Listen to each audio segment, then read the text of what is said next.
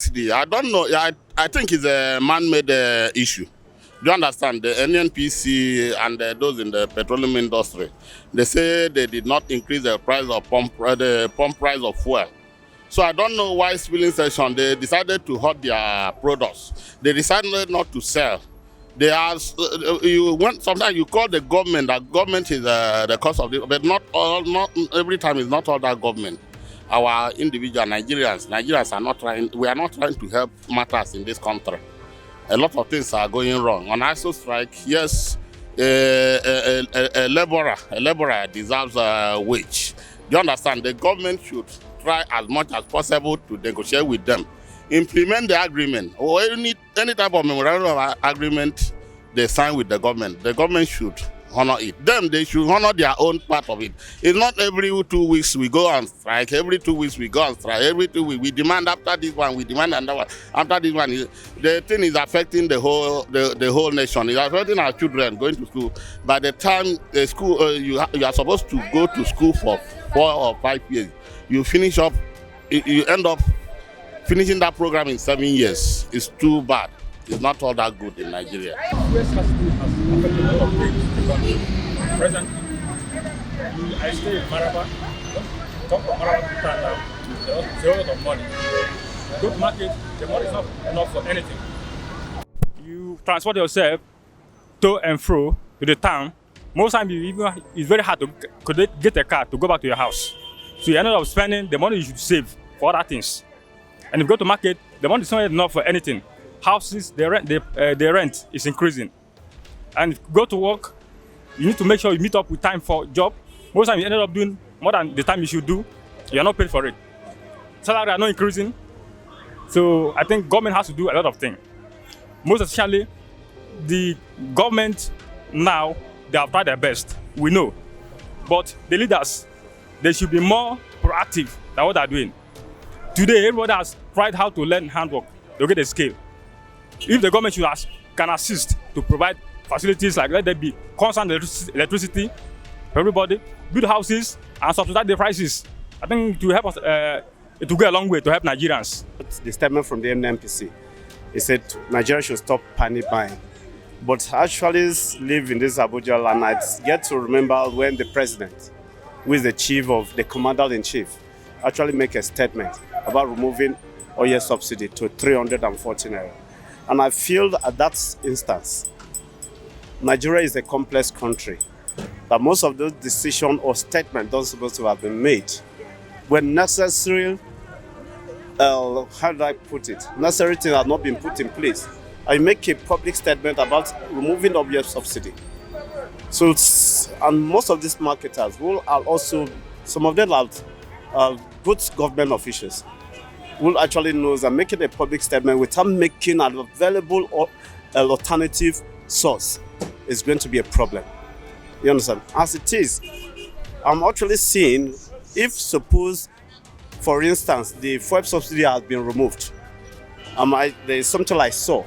I saw antisocial activities in this country, coupled with insecurity that has been on ground for a couple of years. One, a lot of people have lost their job as a result of unemployment. A lot of people have lost their job as a result of insecurity in the Northeast. You check the present, now if you check in the Southeast, there's what is called sit at home. Because of the agitation of self-determination, they want to go. So at that instance, the government is supposed to have been having this kind of a proactive mindset to know what Nigeria wants at this point in time. A team of lawyers to be negotiating on their behalf. They normally elect somebody that is empty-headed about the federal government antics and tactics. Based on that, they don't need to use the student as a means of bargaining. They should be able to use their intellectual capacity to bargain for what they want from government.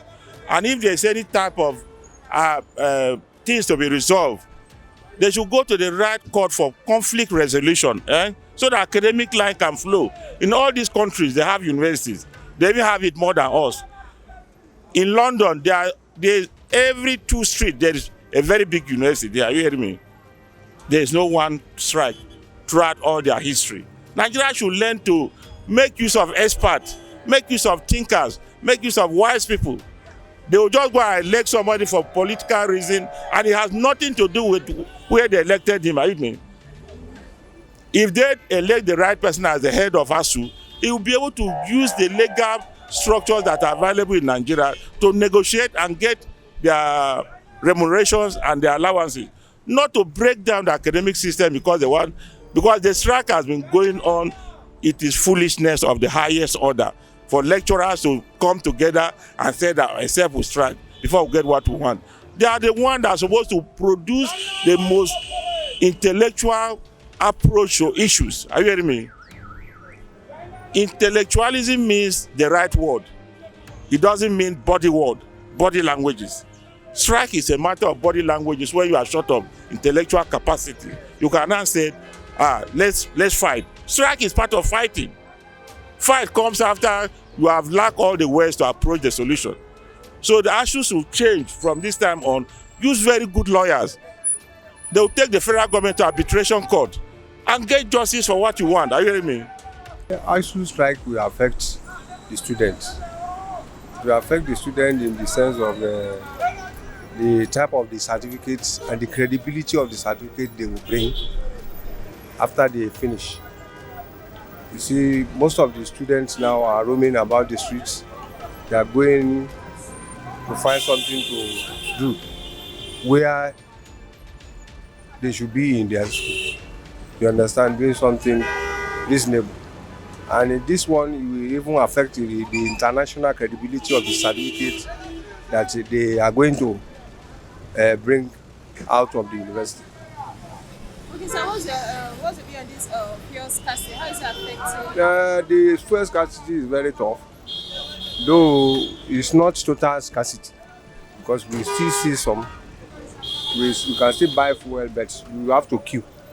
We queue and then we waste much time on queuing, and as well as wasting much time on that fuel, which should not be so. We have some tangible things to do concerning our life, to go to work and do everything. Since the queue is taking much time, so it is affecting us seriously. I believe that nothing like fuel scarcity.